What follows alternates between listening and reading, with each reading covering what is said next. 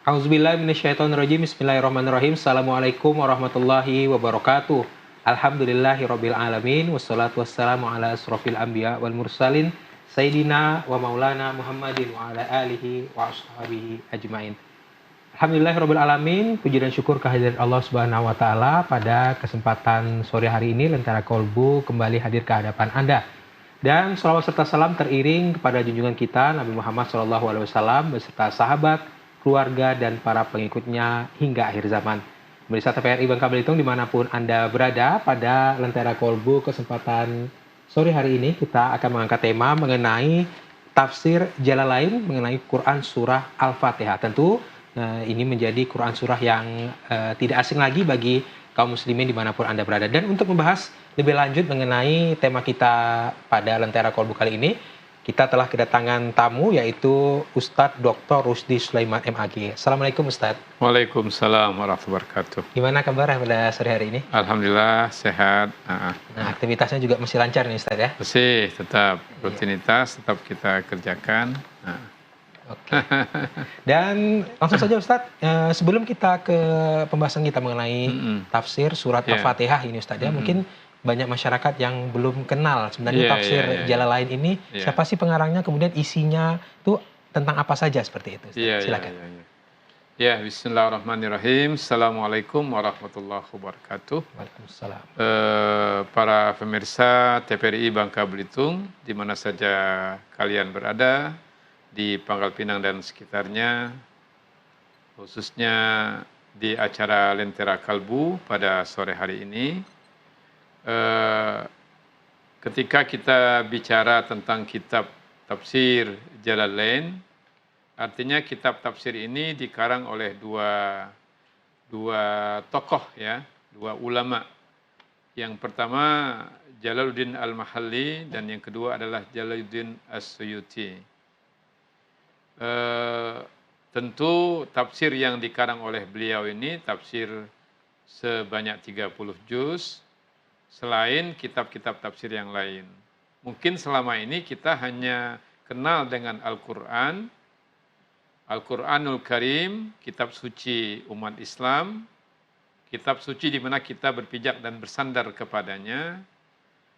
Sebagai bentuk pengembangan dari Al-Quran itu, kita dikenalkan dengan begitu banyak kitab-kitab tafsir oleh ulama-ulama kita sebagai musannifun. Misalnya kitab tafsir Tontowi, kitab tafsir Madrasi, kitab tafsir Maraghi yang lebih akademis, termasuk kitab-kitab tafsir yang ada di Indonesia yang dikarang oleh tafsir Hamka misalnya, tafsir Al-Azhar, termasuk yang dikarang oleh ulama-ulama Timur Tengah itu yang kita sebut dengan tafsir Tontowi tadi. Tafsir Jalalain ya. Jalalain. Bukan tafsir Tontowi, tafsir Jalalain. Dengan dua tokoh ini ya. Cuma kemudian pada sore hari ini kita akan dikenalkan dengan tafsir Al-Fatihah. Ya. Al-Fatihah ini seringkali disebut dengan Ummul Kitab. Jadi ibunya kitab suci Al-Quran. Kemudian juga disebut dengan Ummul Quran, dan lebih spesifik lagi disebut dengan As-Sab'ul Masani. Jadi 7 ayat pujian. Jadi Al-Masani. Al-Masani itu dari kata musanna. Musanna itu dua-dua atau masna. Jadi 2 kali begitu. Karena di dalam sholat kita itu, sholat 5 waktu itu dipastikan kita membaca Al-Fatihah 2 kali. Ya, 2 kali membaca Al-Fatihah. Misalnya di sholat subuh kita membaca Al-Fatihah. Artinya kita bacalah Al-Fatihah itu di setiap sholat. Dan kemudian Al-Fatihah itu ruknun min arkanis sholah. Jadi dia merupakan rukun dari sholat kita. Ya, as-salawat al-khamsu atau as-salawat al-maktubah. Begitu juga dengan sholat-sholat yang disunnahkan, baik yang qobliyah maupun yang ba'diyah, dan sholat-sholat sunnah yang lain, itu kita membaca Al-Fatihah. Nah, kenapa kemudian kita membaca Al-Fatihah? Nanti kita akan jelaskan lebih lanjut.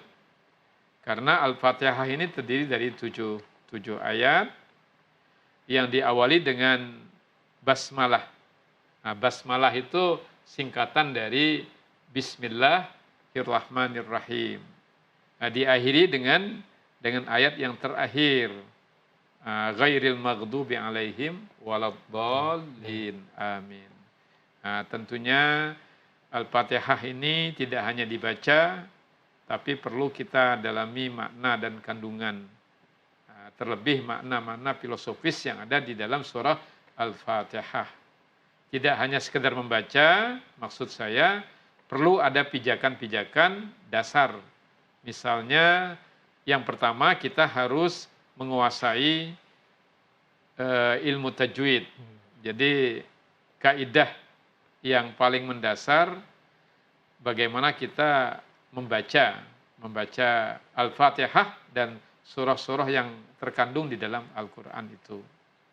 Kemudian ada ulumul Quran, ada ilmu-ilmu yang terkandung di dalam Al-Quran sebagai alat untuk memahami dan mengkaji, mendalami Al-Quran itu. Misalnya Makkiyah dan Madaniyah. Nah, seperti Al-Fatihah ini disepakati oleh sebagian besar ulama bahwa Al-Fatihah ini termasuk surah Makkiyah. Artinya surah yang turun di kota Mekah. Itu seperti itu. Ada ilmu i'jazil Quran, ilmu tentang kemukjizatan Al-Quran. Ada ilmu tentang al-amsal, perumpamaan-perumpamaan. Ada ilmu tentang qasam, tentang sumpah di dalam Al-Quran. Ada kisah ya. Kisah itu cerita-cerita atau muatan-muatan sejarah yang ada di Al-Quran. Ada begitu banyak ilmu-ilmu yang harus kita miliki terkait dengan bagaimana kita harus memahami Al-Quran. Terkhusus adalah ilmu tafsir. Jadi ilmu tentang ya bagaimana Al-Quran itu dikaji secara verbal, memiliki muatan yang sangat luar biasa. Begitu banyak ulama melahirkan kitab-kitab tafsir, termasuk tafsir Al-Jalalain ini, ya, yang dikarang oleh dua ulama besar, Jalaluddin Al-Mahalli dan Jalaluddin As-Suyuti. Insya Allah nanti akan kita pertegas terkait dengan surah Al-Fatihah di dalam Al-Quran ini. Ya, luar biasa sekali Ustaz. Ya. Artinya memang posisi surat Al-Fatihah ini sangat penting bagi seorang muslim ya Ustaz ya. Ya. Seperti itu. Ada beberapa nama lah yang melekat pada Al-Fatihah. Ada yang menyebut misalnya as-shalah, karena memang secara rukun wajib ada di dalam sholat. Ada yang menyebutnya as-syifa, jadi obat. Nah, jadi ketika kita punya masalah, kita datang, kita diminta untuk membaca Al-Fatihah sebanyak-banyaknya. Yang terpenting lagi disebut dengan Al-Kafi, yang meliputi. Jadi tidak diwajibkan secara syiah surah-surah yang lain, diwajibkan sebagai bentuk rukun di dalam sholat itu surah Al-Fatihah. Jadi Al-Kafi itu artinya yang meliputi. Yang meliputi. Ya, Al-Zikru, zikir. Jadi kemudian ya ada Alkitab, ada Al-Furqan, ada Al-Bayan, ada banyak sekali nama-nama yang disebut dengan Al-Quran, terkhusus juga nama-nama yang melekat kepada surah Al-Fatihah. Luar biasa. Ya. Oke Ustadz, itu sedikit sekelumit lah Ustadz ya, soal tafsir surah Al-Quran, soal Quran surah Al-Fatihah. Ustadz, mungkin boleh dijelaskan secara utuh gimana sebenarnya tafsir Jalalain menjelaskan soal Quran surah Al-Fatihah ini? Silakan Ustadz. Di Jalalain ini memang sangat pendek, ada satu safhah, satu halaman saja, kemudian terdiri dari beberapa pakrah, beberapa paragraf. Yang pertama misalnya dijelaskan oleh dua ulama ini bahwa Al-Fatihah ini adalah surah Makkiyah, turun di Makkah, terdiri dari sab'u ayatin, dari 7 ayat yang diawali dengan basmalah. In kanat minha fis sabi'ah was sabi'ah, dan yang ketujuh siratal ladzina ila akhirih. Maksudnya dan seterusnya sampai dia selesai. Ya. Wa illam takun minha fasabi'ah ghairul maghdubi ila akhiriha. Jadi ada dua versi. Ada dua versi tentang itu sebelum beberapa potongan ayat, termasuk iyyaka na'budu wa iyyaka nasta'in. Kemudian ketika kita bicara Al-Fatihah, kita bicara bagian dari Al-Fatihah itu ada basmalah, kita menyebut Bismillahirrahmanirrahim. Jadi Bismillahirrahmanirrahim itu terdiri dari 19 huruf. Sebenarnya Bismi itu berasal dari huruf Ba, Bi, dan Ismun. Ismun itu artinya nama. Tapi kemudian alif itu karena tidak ada hamzah di bawahnya, ada yang menyebutnya ya lunak, maka kemudian dia mahzub. Maka ditulislah Bismillah, Bismi, tanpa huruf alif. Jadi hitungan 19 huruf itu tanpa alif sesudah huruf ba. Maka kemudian disebut dengan Bismillahirrahmanirrahim. Sesudah Bismi itu artinya dengan nama. Artinya kita bersandar kepada Allah. Kita bersandar kepada Allah, kita meyakini bahwa Allah memiliki kudrah, memiliki otoritas. Kita menyebutnya dalam bahasa agak aktual itu the ultimate reality. Jadi realitas tertinggi. Realitas tertinggi itu adalah Allah Subhanahu wa taala yang memiliki zat dan memiliki sifat yang melekat kepadanya. Tidak melekat kepada makhluk-makhluk yang diciptakan oleh Allah Subhanahu wa taala. Ketika Allah kita apresiasi sebagai zat yang maha suci, kita bersandar kepadanya, maka kemudian Allah menyentuhkan akalnya. Akalnya itu disebut dengan, jadi dalam perspektif filosofis disebut dengan Allah itu sebagai al-akal, akal aktif, dan kemudian sebagai sumber cahaya, nurul anwar. Allah itu Bashir. Innallaha sami'um bashir. Sesungguhnya Allah maha mendengar dan maha melihat. Tapi melihat tidak dengan mata kepala. Melihat dengan zatnya. Nah, dua hal yang melekat kepada Allah, kepada zat Allah itu kemudian mengemanasikan, menyentuhkan kepada manusia-manusia yang dikehendakinya.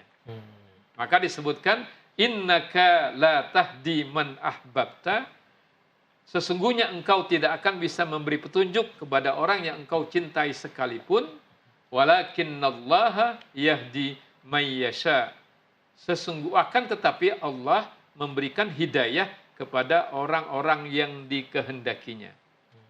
Jadi ketika Nabi menginginkan demikian, maka kemudian dipertegas. Sekalipun Nabi tidak bisa memberikan hidayah. Nah, itu jadi bukan otoritas manusia memberikan hidayah itu. Nah, maka kemudian Bismillah itu artinya dengan nama Allah, tidak hanya sekedar dengan nama Allah, bermakna kita bersandar kepada Allah. Kita mengapresiasi Allah sebagai zat yang memiliki kudrah, yang memiliki otoritas. Maka di dalam bahasa Inggris, di dalam kajian tasawuf, Sufism in Islam disebutkan the ultimate reality. Jadi realitas tertinggi. Tidak ada realitas-realitas yang mengalahkan Allah Subhanahu wa taala. Itu seperti itu. Kemudian kenapa Allah? Allah itu nanti dari kata ilahun, artinya Tuhan.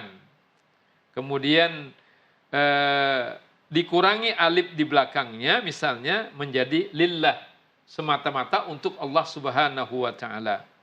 Kemudian dibuang lagi salah satu lamnya menjadi lahu, kepadanya, hanya kepadanya. Dikurangi lagi lam yang satunya menjadi hu. Makanya para sufi tertentu seringkali menyebutkan atau di beberapa pondok pesantren hu gitu. Dengan energi yang sangat kuat. Ada sinergitas antara logika dan kalbu menyebut kata hu.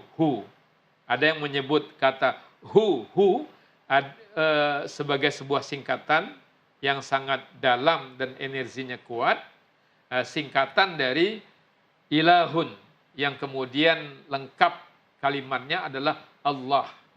Allah, Allah, itu seperti itu. Mungkin itu yang bisa dijelaskan terkait dengan apa ini tadi? Dengan Bismillah. Oke, semakin menarik ya Ustadz Ya, ya. nanti Soal kita lanjutkan lagi nanti Ustadz setelah jeda, dan pemirsa tetaplah bersama kami. Usai jeda kami akan segera kembali.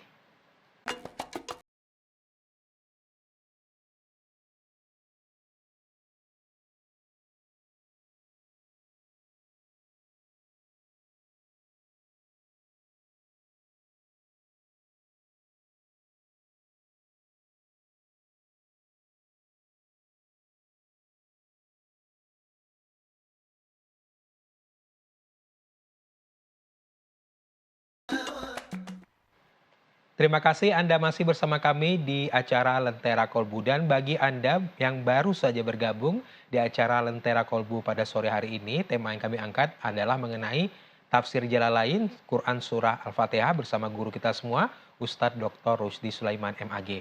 Dan Ustadz, langsung saja kita lanjutkan pembahasan kita tadi. Silakan Ustadz. Ya, kita lanjutkan penjelasan tentang Bismillahirrahmanirrahim. Ada kata Ar-Rahman, Ar-Rahim.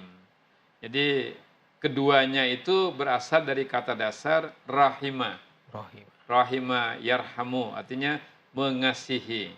Cuma kita mengartikannya berdasarkan terjemahan Kementerian Agama misalnya, Ar-Rahman, Ar-Rahim itu maha pengasih dan maha penyayang. Ar-Rahman itu wazannya wazan fa'lan. Maka diartikan maha pengasih.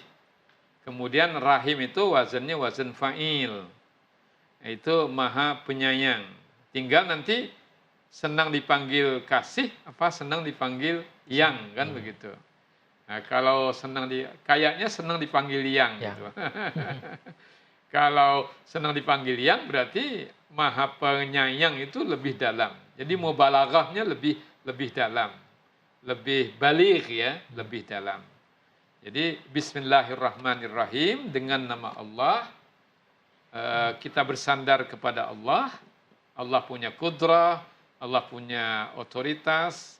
Melekat kepada Allah itu zat, ya disebut zat, dan juga disebut juga sifat yang banyak yang melekat kepada Allah. Di antaranya Ar-Rahman, Ar-Rahim. Kemudian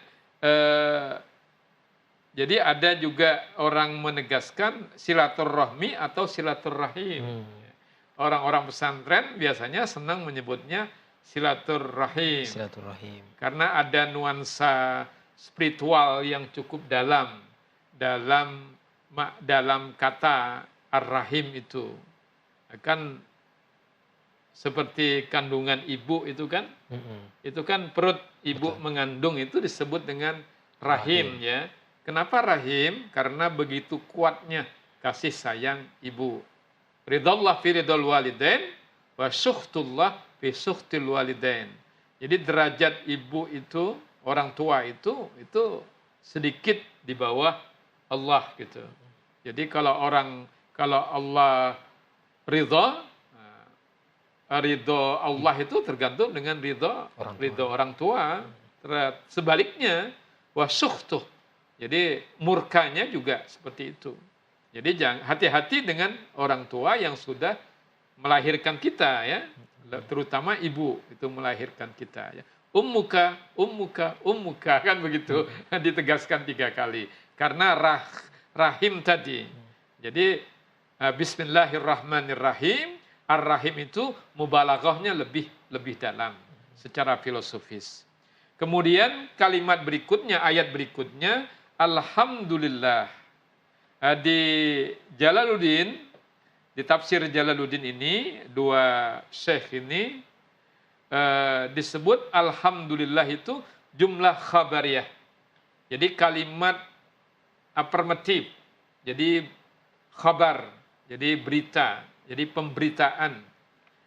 Qusida biha as-sana, yang sengaja daripadanya teruntuk sebagai sebuah apresiasi, pujian. As-sana, jadi alhamdulillah, segala puji bagi Allah. Ada yang mengartikannya begitu. Alhamdulillah itu maksudnya as-sana Allah, apresiasi, penghormatan, pujian yang begitu tinggi kepada Allah Subhanahu wa taala. Bimadmuniha ala annahu ta'ala, Allah yang maha memiliki kekuasaan, ketinggian yang luar biasa itu, salah satunya disebut dengan Malikun. Ya, Malikun itu artinya raja, atau sekali waktu disebut dengan Rabb, artinya Tuhan. Itu seperti itu. Alhamdulillahi Rabbil Alamin. Jadi setelah kita menyebut segala puji bagi Allah, yang memang as-sana, apresiasi, pujian itu teruntuk kepada Allah. Allah yang bagaimana? Allah yang diantaranya Rabbul Alamin, sebagai Tuhan, ya, Tuhan semesta. Tuhan semesta itu artinya semua kosmos yang ada, baik kosmos-kosmos besar maupun kosmos-kosmos kecil.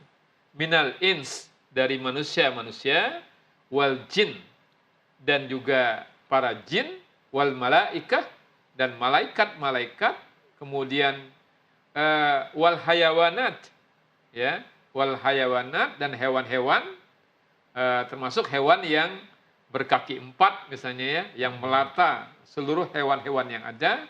Kemudian juga wan nabatat, dan tumbuh-tumbuhan. Sekalipun gunung yang secara kasat mata kita melihatnya tidak bergerak, ternyata terjadi gunung Merapi, berarti kan gunung itu bergerak.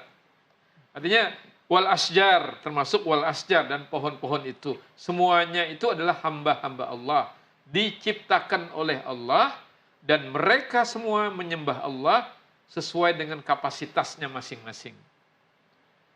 Karena manusia dikaruniai logika dan kalbu, maka manusia diberi syariah sebagai salah satu pijakan, law atau right, ya, aturan-aturan untuk dipatuhi. Maka didatanglah kepada manusia itu seorang nabi, misalnya Nabi Adam sampai Nabi Muhammad, dan nabi-nabi itu juga ada tingkatan-tingkatannya. Tidak semua nabi didatangi oleh malaikat.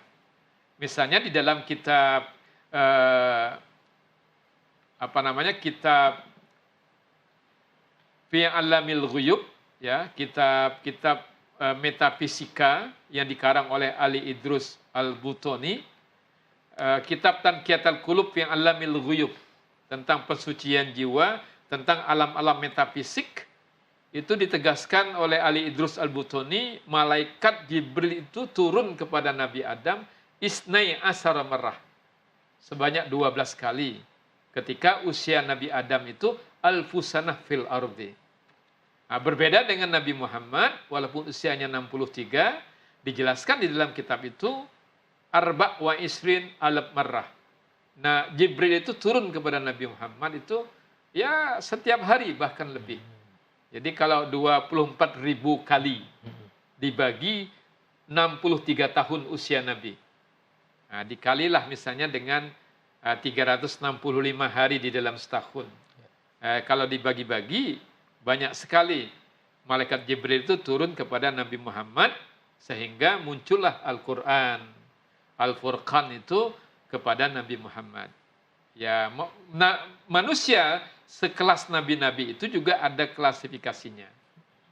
Ada yang usianya panjang sekali seperti Nabi Nuh, ada yang namanya ulul azmi, ada juga Nabi Muhammad itu abdulul ulil azmi, Jadi ulul azmi yang paling dimuliakan oleh Allah. Ala ahli sama dan wa alal makhluqat.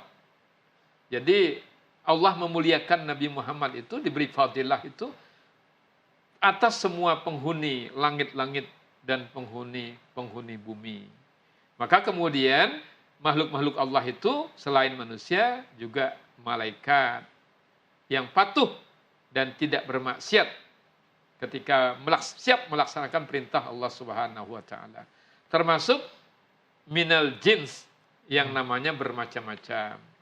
Ada namanya qarin, ada namanya syaitan, ada namanya iblis yang aba wastakbara, yang selalu mengabaikan dan selalu sombong. Itu semua dituntut dan diharapkan untuk beribadah, memuji Allah Subhanahu wa taala. Maka kemudian di sini disebutkan malikun li jami'il hamdi minal khulqi au mustahik, yang memiliki. Ya, itu dijelaskan di dalam kitab tafsir Jalalain ini. Maka muncul potongan ayat Rabbul Alamin ay maliku jami'il khalaq minal ins wal jin wal malaika wad dawab wa ghairihim, dan selainnya. Wa kullum minha, nah di sini disebut dengan yutlaq alaihi, merupakan sebuah kemutlakan sebagai bentuk alam yang kita sebut dengan kosmos tadi. Jadi ada kosmos-kosmos besar, ada juga mikrokosmos yang semuanya wajib sujud dan beribadah kepada Allah Subhanahu wa taala. Maka kemudian nanti kan ada potongan ayat di dalam Al-Fatihah itu, iyyaka na'budu wa iyyaka nasta'in. Jadi setelah ditegaskan Allah punya kudrah, kita bersandar kepadanya, termasuk makhluk-makhluk yang diciptakan oleh Allah Subhanahu wa taala, maka kewajiban manusia merupakan keharusan kosmologis bagi manusia dan makhluk-makhluk lain untuk beribadah. Sebuah penegasan kita sebagai hamba Allah, kita menegaskan melalui firman Allah, iyyaka, hanya kepada engkau, na'budu, kami menyembah, wa iyyaka, dan hanya kepada engkau, nasta'in, natlubul isti'anah, kami memohon pertolongan. Jadi tidak boleh kepada selain Allah Subhanahu wa taala. Nah, itu beberapa potongan ayat yang bisa kita jelaskan tentang bagian-bagian atau ayat-ayat yang ada di dalam Al-Fatihah. Maka kemudian kita kembali ke Ar-Rahman Ar-Rahim, itu artinya ay zir-rahmah, yaitu Allah, zat Allah yang memiliki ar-rahmah, kasih sayang. Wahia iradatul khair li ahlihi. Jadi ada kehendak untuk sebuah kebaikan, keinginan untuk sebuah kebaikan. Jadi melekat kepada zat Allah, Allah Subhanahu wa taala, yaitu Allah yang wajib kita sembah, yang kita sebut Allahu Akbar, Allah Maha Besar, ma siwallahu asghar. Nah, itu sementara begitu. Ya, artinya Al-Fatihah ini juga mengajarkan ilmu tauhid juga kepada kita. Ya, Ada banyak kandungan dan sangat-sangat, ya, ada nuansa yang sangat spiritual, tidak duniawi. Maka kemudian itulah disebut sangat argumentatif. Kenapa kemudian Allah melalui Al-Quran itu dan nabi-nabi serta rasul-rasulnya dengan kitab-kitab yang bersandar kepada Al-Quran, sunnah, kemudian ijma' dan qiyas, ditegaskan bahwa Al-Fatihah itu ruknun min arkanis shalah. Nah, jadi kalau tidak baca Al-Fatihah, ya tidak sah sholatnya, begitu. Betul. Ustadz, mungkin boleh diceritakan sedikit saja Ustadz terkait dengan asbabul nuzul ya Ustadz ya. Asbabul nuzul surah Al-Fatihah ini seperti apa sih Ustadz? Ya, Al-Fatihah ini ada Muhammad Abduh misalnya menjelaskan tentang Al-Fatihah ini ayat yang pertama. Tapi disepakati oleh jumhur ulama di dalam pendapat mereka itu bukan Al-Fatihah yang pertama, walaupun diletakkan di awal ya, di awal Al-Quran itu. Yang pertama adalah yang di Al-Alaq itu ya. Betul. Ya, Iqra bismi rabbikal ladzi khalaq. Baru kemudian disebutkan juga Al-Mudaththir, disebut juga Al-Fatihah itu. Jadi maka kemudian ulama semua sepakat dan tersusunlah di dalam Al-Qur'an itu, di dalam mushaf itu bahwa diposisikan di awal.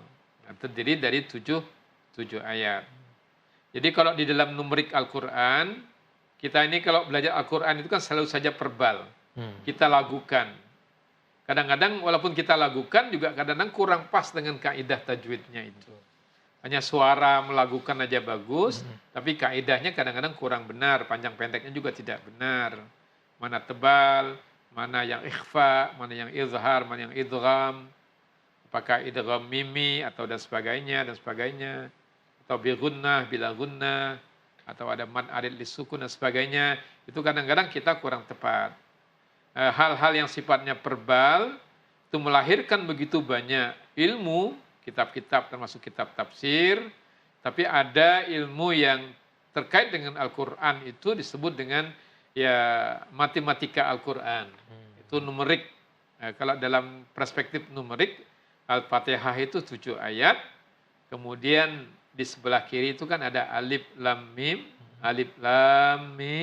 itu 4 ayat. Maka 47 itu surah Muhammad, dibalik menjadi 74. 74 itu surah Al-Mudaththir. Siapa Al-Mudaththir itu? Yaitu Muhammad sallallahu alaihi wasallam. Jadi Al-Qur'an itu bersumber dari Allah biwasilati nabiyina Muhammad, melalui perantara atau mediatornya itu adalah Nabi kita Muhammad sallallahu alaihi wasallam. Oke. Seperti itu. Oke, baik.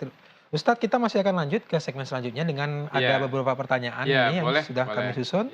Dan untuk itu pemirsa tetaplah bersama kami, usai jeda kami akan segera kembali.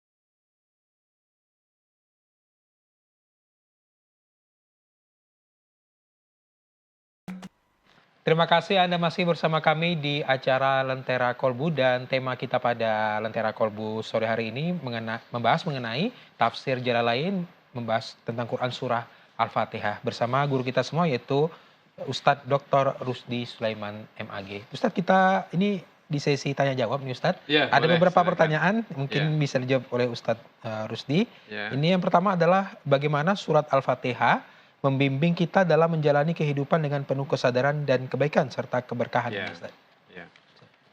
Ya pastinya begitu, karena kita kembali ke muatan ya, kemuatan Al-Fatihah itu luar biasa itu, mulai dari kita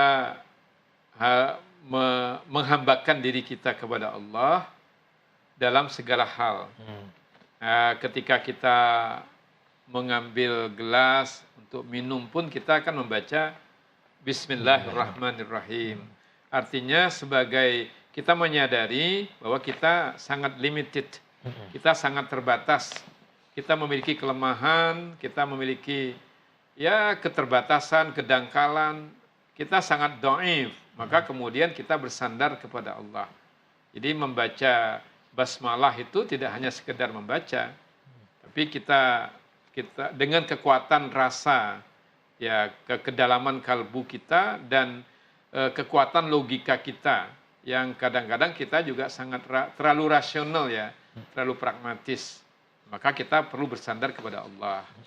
Kemudian muatan lain misalnya Allah itu memiliki zat dan sifat,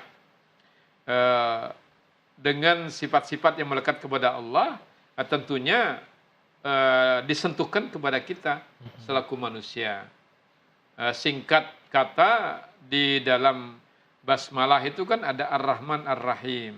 Itu pastinya ya melekat kepada Allah, tapi kita mencoba untuk menggiring suasana logika dan kejiwaan kita untuk juga seperti itu. Ya, maka ketika kita baik, Allah menyentuhkan, mengemanasikan nur ilahinya kepada kita. Tidak ada yang, jadi orang-orang yang dikehendaki ya, artinya tadi kita bicara orang-orang tertentu, orang-orang bijak sekelas Rasulullah dan nabi-nabi dan ulama-ulama tertentu ya, yang kemudian disentuhkan oleh Allah Subhanahu wa taala. Jadi orang-orang yang memiliki mukasyafah. Jadi secara kalau garisnya logika, kita melakukan rasionalisasi menuju Tuhan melalui pendekatan filosofis ya.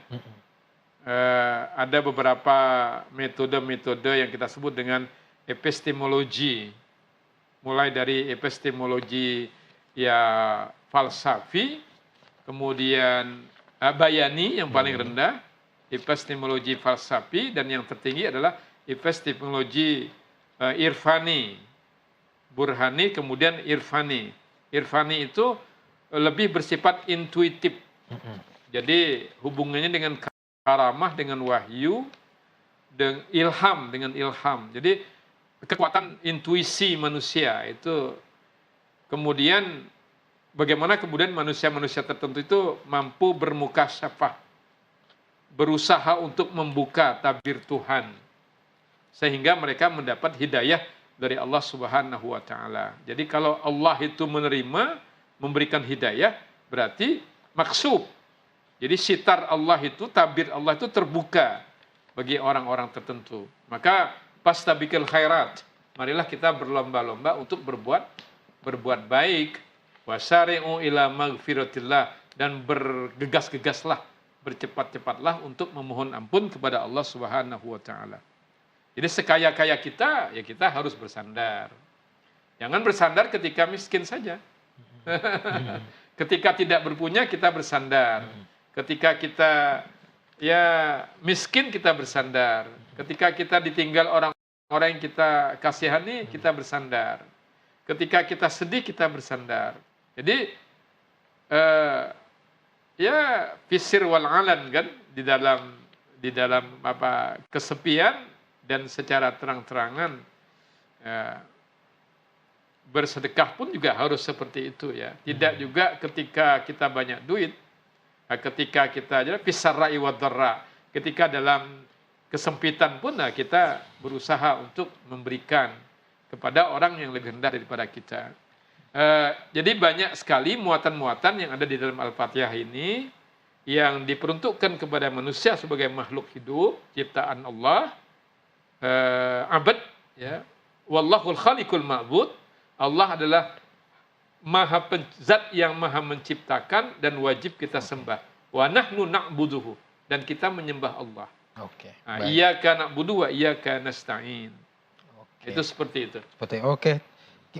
Semakin menarik pembahasan kita nih Ustadz, tapi nanti kita akan lanjutkan kembali usai jeda. Ya. Dan Ustadz, dan tetaplah bersama kami. Usai jeda kami akan segera kembali.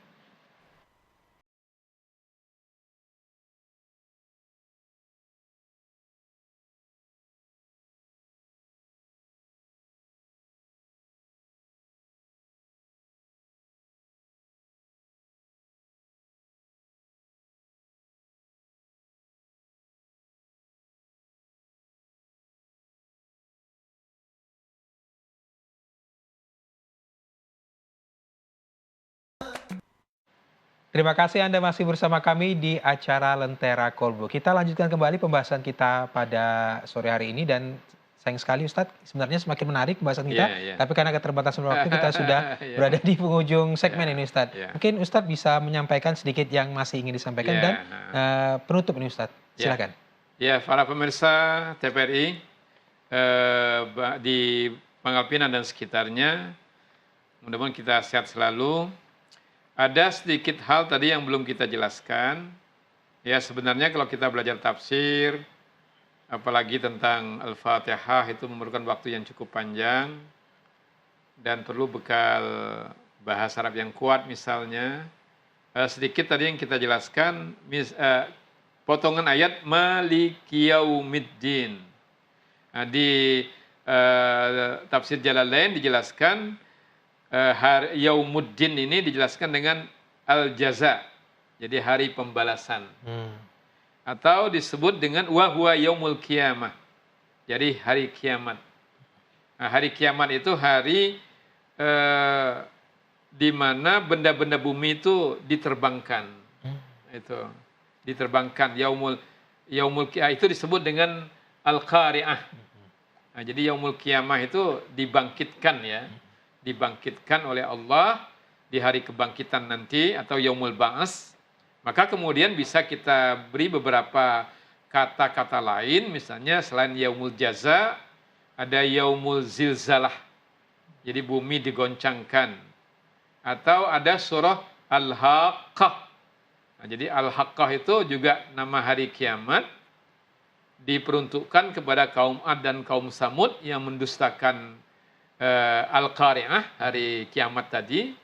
Itu diberi bitaghiyah wa birihin sarsurin atiyah, dua bencana besar. Itu disebut dengan jadi suara yang kencang yang mematikan dan angin yang ya sangat luar biasa ya, dingin, rihin sarsurin atiyah, dan mematikan. Itu diantaranya bagian-bagian dari hari kiamat yang dijelaskan oleh di Jalaluddin Al-Mahalli was-Suyuti ini, al-jaza, yaumul jaza, wa huwa yaumul qiyamah. Atau yaumul liqa, hari dipertemukan. Yaumul munaqasah, hari di mana manusia berdiskusi. Ya, dan banyak lagi nama-nama hari yang melekat kepada hari kiamat ini ya. Kemudian siapa yang memiliki hari ini? Malikun, Maliki Yaumiddin. Li'annahu la mulka zahiran fihi li ahadin. Jadi tidak ada kerajaan atau tidak ada yang memiliki kecuali illallah, kecuali Allah Ta'ala. Allah yang maha tinggi, yang memiliki kekuasaan. Nah, maka kemudian dipertegas bahwa manusia ya harus takutlah ya, harus memiliki rasa takut, rasa khawatir. Maka kemudian manusia harus bertakarrub dan berta'abud, bertahanus kepada Allah Subhanahu wa taala. Jadi ada rasa ketakutan yang luar biasa pada diri manusia fi azamatillah, terhadap atau ketika kita menghadapi kebesaran Allah Subhanahu wa taala. Itu seperti itu. Oke. Maka di dalam ayat seperti yang kita jelaskan tadi, iyyaka na'budu wa iyyaka nasta'in, itu kita menegaskan bahwa kita benar-benar beribadah dan mohon ampun kepada Allah. Di dalam ayat lain di Al-Baqarah dijelaskan wasta'inu bis-sabri was-shalah, dan memohon pertolonganlah kepada Allah dengan segala kesabaran. Was-shalah, nah, disebut dengan salat yang di dalamnya ada Al-Fatihah. Wa innaha lakabiratun illa 'alal khashi'in. Sesungguhnya hal tersebut sangatlah berat kecuali bagi orang-orang yang khusyuk. Nah, kenapa? Ya karena di dalamnya ada Al-Fatihah yang tidak hanya dibaca tapi perlu dirasakan kedahsyatan Al-Fatihah itu. Maka disebutkan di dalam salah satu ulumul Quran itu adalah ilmu i'jazil Quran. Ilmu tentang kemukjizatan Al-Quran, termasuk Al-Fatihah yang jumlah ayatnya sebanyak 19. Sama dengan ayat la haula wala quwata illa billah. Itu juga 19 jumlahnya itu. Jadi punya makna-makna filosofis tersendiri. Nah, maka kemudian marilah para pemirsa, khususnya pemirsa dalam program Lentera Kalbu pada sore hari ini, marilah kita belajar Al-Quran, tidak hanya membaca Al-Quran, tapi kita pahami, kita dalami, kita menguasai ilmu tajwid, kita membekali diri kita dengan bahasa Arab yang kuat, dengan ilmu bayan, ilmu ma'ani, ilmu badi sebagai ilmu balaghah di dalam bahasa Arab untuk penguatan dan kedalaman bahasa Arab. Terlebih juga bagi orang-orang tertentu tidak hanya menghafal Al-Quran tapi memahami beberapa ilmu-ilmu tafsir di dalam Al-Quran, termasuk tafsir yang dikarang oleh Jalaluddin Al-Mahalli dan Jalaluddin As-Suyuti. Oke, baik. Terima kasih Iya. Ustadz Dr. Rusdi Sulaiman Iya. MAG pada kesempatannya memberikan pencerahannya kita pada sore hari ini. Kita berharap memang masyarakat kaum muslimin dapat memahami Quran surah Al-Fatihah dan dapat mengimplementasikannya nih Ya, Ustaznya dalam kehidupan kehidupan sehari-hari. kita Sekali lagi terima sehari-hari. kasih Ya, Ustadz Rusdi, sama-sama. sehat selalu dan Ya. salam untuk keluarga. Ya, insya Allah. Ya. Ya demikian Lentera Kalbu pada kesempatan sore hari ini. Terima kasih atas perhatian dan kebersamaannya. Wabillahi taufiq wa hidayah. Wassalamualaikum Assalamualaikum warahmatullahi wabarakatuh.